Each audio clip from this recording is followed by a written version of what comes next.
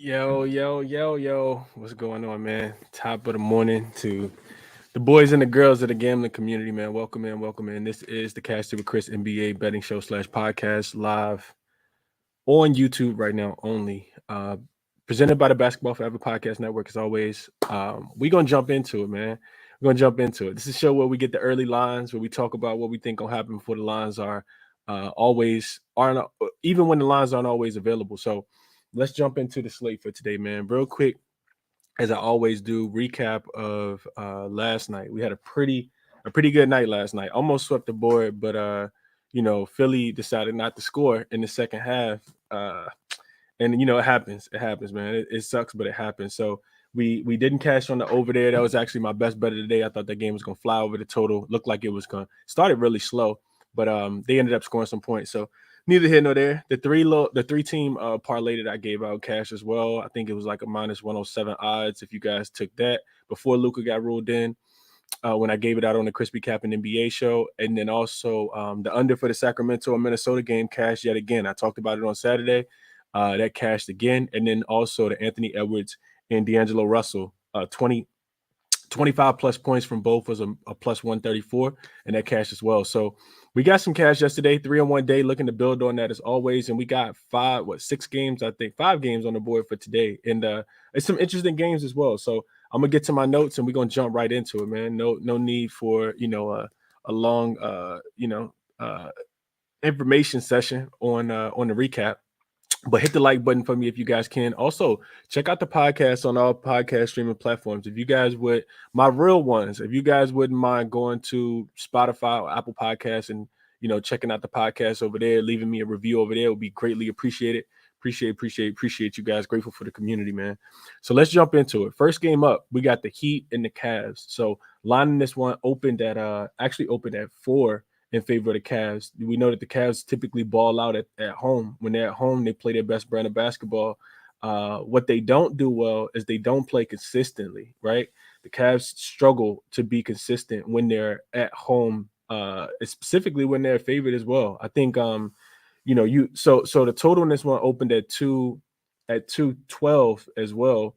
Last night when I capped it, it's down to 210. And I think, it's a couple different key points to make mention here. So you get because I really want to talk about the Cavs at home, but I also want to talk about them being inconsistent. So the Cavs coming off a 5-point loss. I'm sorry, the Heat coming off the 5-point loss in Charlotte on Sunday. I think it might have been a look ahead spot to this game. They did lose. I was on the under in that game. They came out later, egg on the defensive end. Charlotte got whatever they wanted. They did get Gordon Hayward kind of integrated back into the lineup.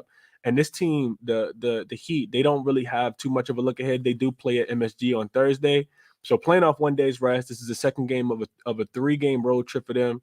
And they do have Jimmy Butler and Gabe Vincent listed as questionable in this game. Not 100% sure if those guys are going to give it a go. I would expect them to play if they can, but the manipulation of the injury report is always going to be there. Jimmy did finish the last game. I'm pretty sure he finished the last game. On the opposite side, you get the Cavs coming off, 1 day's rest, and they had a really, really big win against the Clippers B team. That was the second game of a 3-game homestand for them. And Kevin Love for them is listed as questionable. He didn't play in the last game. So it's going to be interesting to see if they, if he plays in this one tonight. But I touched a little bit on it, but the Cavs coming off the big win against the Clippers B team. So I watched the post-game interview, and a lot of the players were talking about how they really had, really locked in and paid really close attention to detail, because they had already lost to a B team. I don't know if people remember, but it was a game against the Golden State Warriors where the Warriors rested everyone. Afterwards, Coach JB Bickerstaff talked about how they disrespected the game, and just watch this Golden State team, B team, no Steph, no Clay, no Draymond, no Wiggins. It was Ty Jerome. Just come out there and embarrass those guys on their home court. So they took that team serious. The problem with the Cavaliers, in my estimation, is their ability to be consistent. Typically, after a win like that, they don't play well in their next game. However, they do play well in conference games when they're the home favorite, right? So What I got on the Cleveland side is that they're 0-4 against the spread their last 4 games following a straight up win of 10 points or more. That speaks to the lack of consistency. They're also 1-7 against the spread in their last 8 games following an ATS win. 1-6 against the spread in their last 7 games following a straight up win. And conversely, if you look at the Heat on the other side, when they're coming off a road game where they lose, they're 6-2 against the spread in their following game if it's on the road as well. So they don't lose too many road games back to back or play too many inconsistent road games. I think the game on Sunday was actually a look ahead spot to this game, which is why they lost to the Charlotte Hornets. I didn't think about that in the moment, of course, because I wouldn't have took the under. But looking back, I do think that was the case. So if Jimmy sits in this one, I don't have an official play on this game. But if Jimmy does sit in this one, I do think that I think a good pivot would be to Tyler Hero, to be looking at Tyler Hero props. Just because of his playmaking ability, and I expect the Cavs to kind of slow down Bam Adebayo with the size and length that they have with Jared Allen and Evan Mobley down low.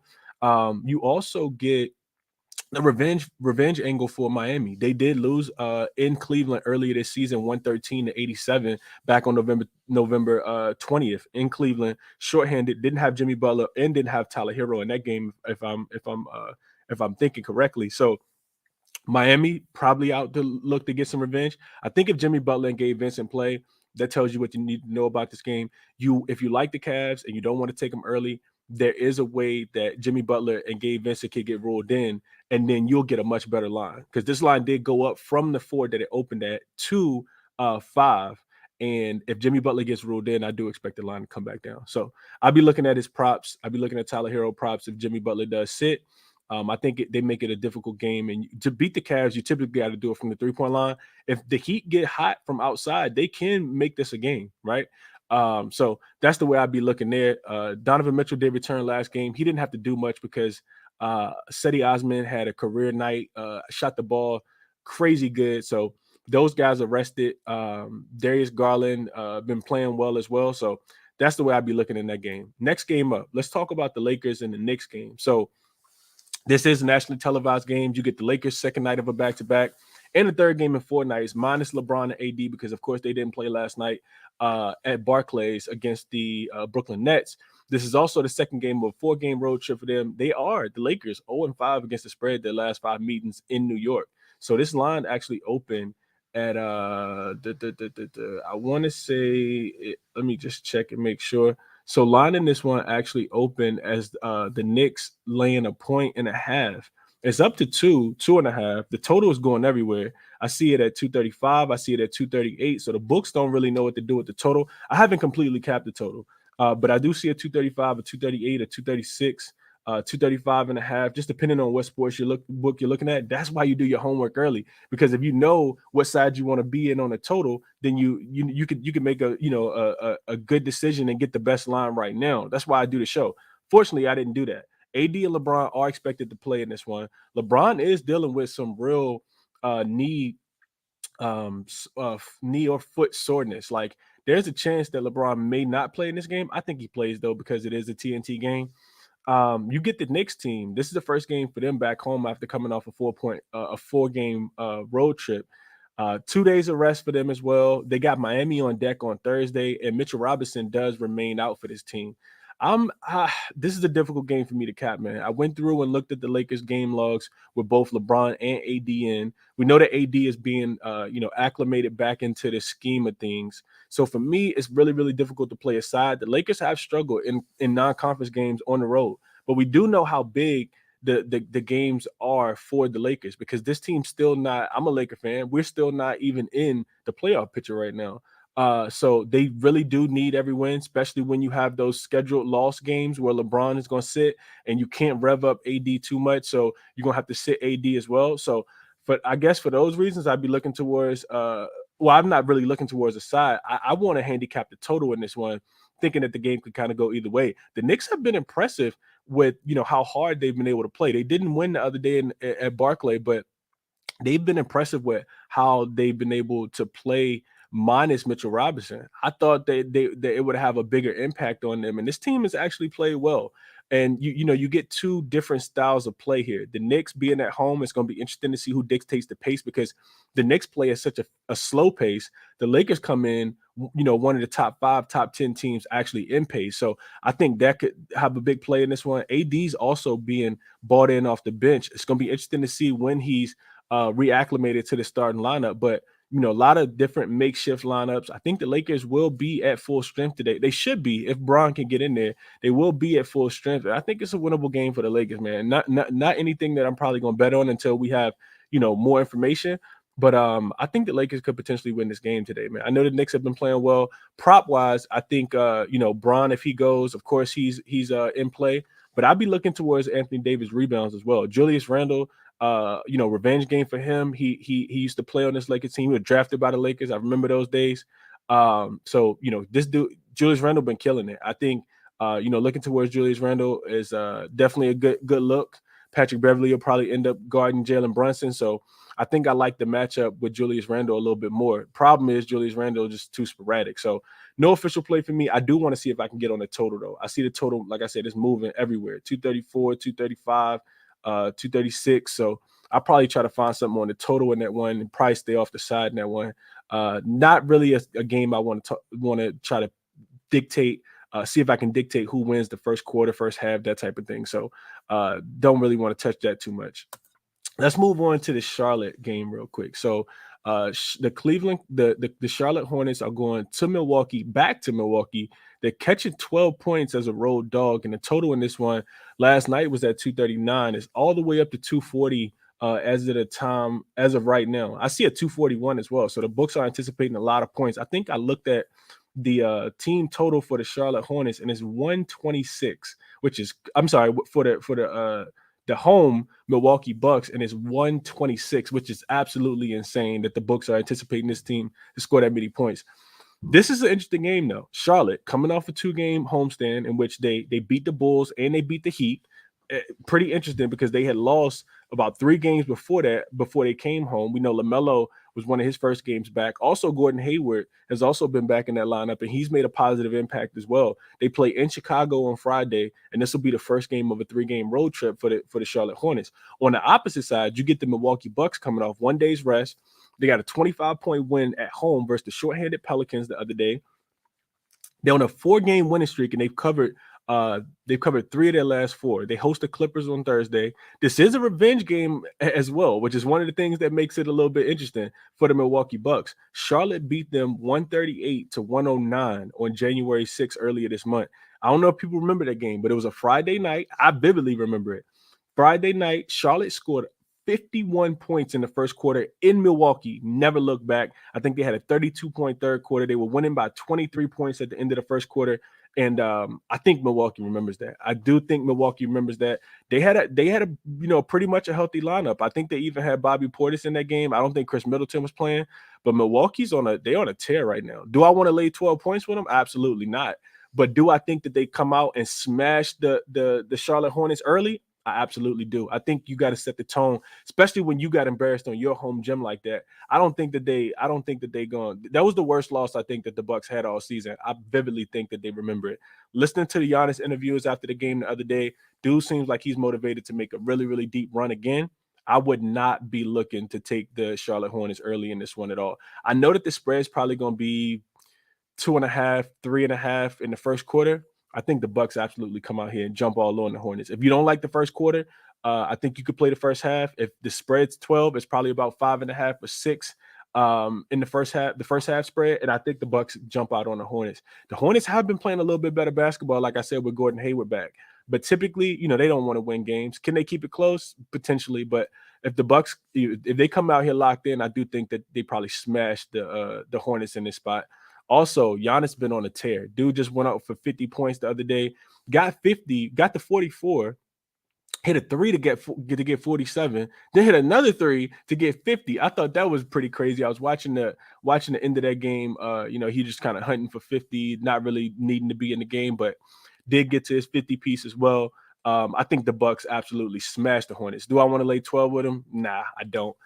Did I want to lay 11 with them? Nah, I didn't want to do that last night either. But And also the books kind of make it unplayable when you put the team total all the way up at 126. The Bucks have been scoring though. This team's been absolutely on a tear scoring the ball recently. Real quick, let's see. They scored so they're coming off a game against the Pelicans where they scored 135. The Pacers hit them for 141 on the road. Denver, they only scored 107 in that game, but Detroit, they scored 150. So this team's been on fire offensively, been covering spreads even with big numbers, winning games by double digits for sure. So maybe you lay the points. I'm not laying 12 with the Bucks. Not right now. And that's with them, not even having a big game coming up against Chicago. I'm sorry, against the Clippers, but I'm not laying 12 with them. Best of luck if you guys decide to. Real quick, let's talk about the Clippers in the Bulls game. Then I'm gonna get out of here. The Pelicans and the Nuggets, I'll say that game. Spread is coming down from 8 to 7.5 there. In favor of the Pelicans. This is the Nuggets' first game back home off a 3-game Eastern Conference road trip. So Pelicans' desperation spot, they have not looked well at all, but I'll say that game for later. Clippers and the Bulls. So let's see what I got on the Clippers and the Bulls. So Clippers and the Bulls. So let's see. We got so Clippers. Third game in 4 nights for them, minus PG and Kawhi. Of course, they didn't play in that game on Sunday. They went to Cleveland and got smacked up before beating Atlanta on Saturday night. They had won actually 5 games in a row with both PG and Kawhi both playing in the lineup. Teams getting hot right now at approximately at the right time. They've also they come all the way up to the 4th seed in the Western Conference before the loss last night. Not sure exactly where they stand last night. I know Golden State won last night. No, they're not all the way up to up to 4th, but this team is they're getting healthy right now. You can't really count on them when PG and Kawhi don't play, but and this was a kind of tough travel spot for them because I think not only is it a 3rd game in 4 nights, it's also I think a 4th game in 6 nights, which is why you see the load management from PG and Kawhi. So I get it. Like they don't want to put too much on those guys, but like I said, they've won 5 games in a row with both PG and Kawhi in the lineup. They've also covered those 5 spreads as well. This is the 3rd game of a 6-game road trip for them. They play in Milwaukee on Thursday. PG and Kawhi both listed as probable for this one. I think that they do return.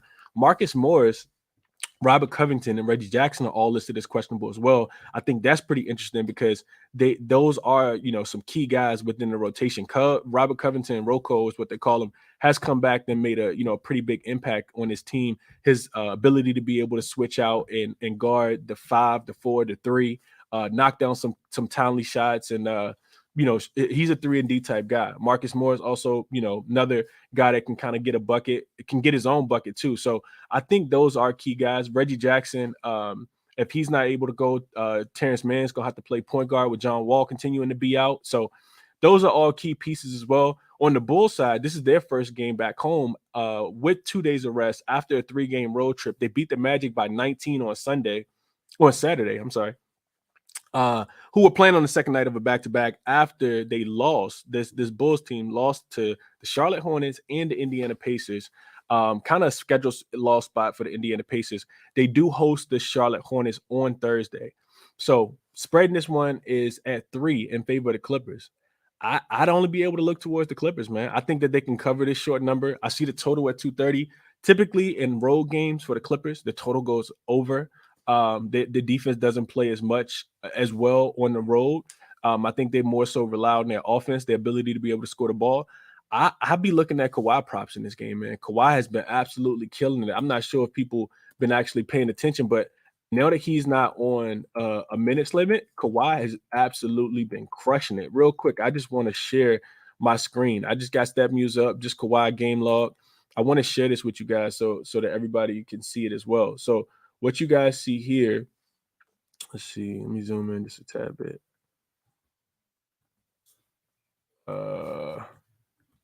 Okay, so what you guys see here is just Kawhi game log in his last few games. So 32 points in that game against Atlanta, eight rebounds, and he's doing it so efficiently. 60% from the field, 62.5% from the field, 68% from the field, 55% from the field, 72% from the field. Dude's been absolutely killing it. He gets to his spots, and you see the field goal attempts, you see the field goal makes here. So he has double-digit field goal makes, and it looks like what's that? 2, 3, 4, 5, 6, 7, 8 games in a row. Also, getting his points 32, 27, 25, 30, 36, and also rebounding the ball well as well. 8 rebounds. He did have a 3 rebound game against Sacramento, but the game was a blowout. I think they won. Yeah, they won that game by almost 30 points. 9 rebounds, 9 rebounds. I do think that Chicago can keep the game close. I'd be looking at Kawhi props, man. I absolutely be looking at Kawhi props. They probably gonna end up putting Patrick Williams on them, and I'm guessing that you probably try Alex Caruso on PG. I think it's another big Kawhi night, man, especially off a day's rest. So that's the way I'd be looking at this game. I also think that the Clippers can come out here, and I think they can cover the short number like 3. I think that they can win this game. I don't fully trust the Chicago Bulls. I don't trust the Bulls at all. I do think on the opposite side, you probably be looking at Vucevic because he'll be guarded by by uh by Zubac, and Zubac. He could give Zubac some real trouble, especially from the perimeter. He likes to shoot the 3-point ball. So getting Zubac outside of the paint could make it easier for guys like DeRozan and Levine to be able to score the ball. But I do think PG and Kawhi, them being the perimeter defenders that they are, give me those two over Zach LaVine and DeMar DeRozan, especially with the Clippers needing to stack up wins. I'm just not a big believer in the Bulls yet. So if I had to play this game, I'd be looking towards the Clippers to cover the 3. But I got some more work to do. I really, really like Kawhi props. I don't think that they're available yet, but that's the way I'd be looking at this game, man. 21 minutes in the books. Let me check the comment section, and I'm getting up out of here. Good morning, KC. Zachariah, my guy. Sir Goat said early bird gets the worm. That's a fact. Good morning, DJ. Good morning, Platinum Picks. Garland, 8 assists is 8.5 plus 120. Looks off to me. Zachariah, the reason why I think Garland assists is so low is because the total is so low, right? So typically you're going to get some unders. If you agree with the total, we haven't seen too many totals at 210 or less throughout this season. And one thing I looked up, Zachariah, real quickly was because I was trying to look at the total. I started capping it. One thing I was looking at is for the Cavs, with them as home favorites, when they had a total at 210 points or lower throughout this season, they've actually gone under twice. Because I was trying to look to play the over. I'm like, 210 points, that's way too low. But what I think you do is you just kind of wait. You need all the information in it. From my estimation, you need all the information in the game. You need to know if Jimmy Butler's going to play. If he's going to play how efficient, not even how efficient, but he's going to help the offense a lot, right? Is Gabe Vincent going to be out there? Because he's going to be able to stretch the defense, and he's one of the better 3-point shooters for that team as well. So I think you see more points if Jimmy Butler and Gabe Vincent play. Garland assists, I couldn't talk you off of it, but I do think it's low for a reason, right? Because it was 9.5. It just depends on matchup. The book's not going to keep his assists at 8.5, 9.5 if the total is only 210 points. So hope that makes sense. What's happening? I'm on the Clippers -3. I like it, Brian. I like it a lot. I still got some more work to do, but I like it. What up, Anthony? Frank, good morning, my guy. I suggest waiting until before the game starts for today's games. Yeah, I could not talk you off, Frank. I haven't placed a single bet yet. Not placed a single bet. Just kind of wanted to come on here and talk the games out with you guys. The defense takes a big dip when ball in the lineup. I think the Bucks smack City spot. I could see it. I think I play the first half just to kind of avoid the backdoor cover, Zachariah, but I could definitely see it. I think my top look on the board would be the Bucks first quarter, Bucks first half spread. And I still got some work to do on those, but I like it. I like it a lot. Most said if Bron plays, I think the Lakers win. I could see it, man. I could really, really see that. Like I said, Bron is suffering with some soreness in his legs. I'm not 100% that he goes today, but with this being a nationally televised game on TNT, I don't think that he sits for this one. I don't think Bron sits for this one. So I expect him to go. It's going to be interesting to see if Coach Ham puts if he puts AD back into the lineup, because I think that's also important. And I think I mentioned it already, but AD rebounds. No Mitchell Robinson. I do expect, even if AD doesn't play his full load of minutes, like if he doesn't play 37, 38 minutes, because he might not get up to that high, I do expect AD to be out there and to be the best rebounder for the Lakers tonight, right? We know that his rebounds just cashed against the Boston Celtics the Knicks don't rebound the ball as well without Mitchell Robinson. So I like that as well. Would I play Randall props? I absolutely would play Randall props because I think Patrick Beverly guards Jalen Brunson, which makes it a little more difficult for him. And Julius Randle, who's gonna guard Julius Randle? AD minutes gonna fluctuate. He's gonna be in and out of the lineup. Randle plays well. I think it's also interesting. I know I'm kind of rambling, but in that Laker game, I think it's interesting that both Julius Randle and Jalen Brunson, they trying to the all-star team, right? I don't know for sure if no, I do. So Julius Randle and Jalen Brunson, they all-star. I think the all-star thing is big. Players that have made it, trying to prove that they made it. Players that didn't make it, got something on their mind. Like we just seen Embiid go off against Jokic the other day on Saturday, right? Crushed his points prop. 32 and a half, he finished with 47. So I like it. I like a lot. I like Randle a lot tonight. Bucks early and often. Yep, Fremont. That's what I'm looking at, man. That's what I'm looking at. I like the Bucks in the revenge spot tonight. First quarter, first half to kind of stay away from that 12-point spread, but couldn't talk anybody off there. I think Charlotte also team total under. Bucks haven't been playing as well defensively because they offense has been so good, but I don't know. It's a tough one, man. That total's kind of high. I got a lot more work to do, but 5 games, I love it. I'm going to dive into it, especially as we get more lines. Y'all hit the like button for me if you guys can. I appreciate everyone for rocking with me. A lot of gratitude. Back at 5:15 Eastern time for the NBA Crispy Captain Show. Also, check out the podcast, man. Leave me a good review. Spotify, Apple Podcasts, all the podcast streaming platforms. Appreciate you guys. Tap back in with me at 5:15, man. Best of luck today on your action. I'm out.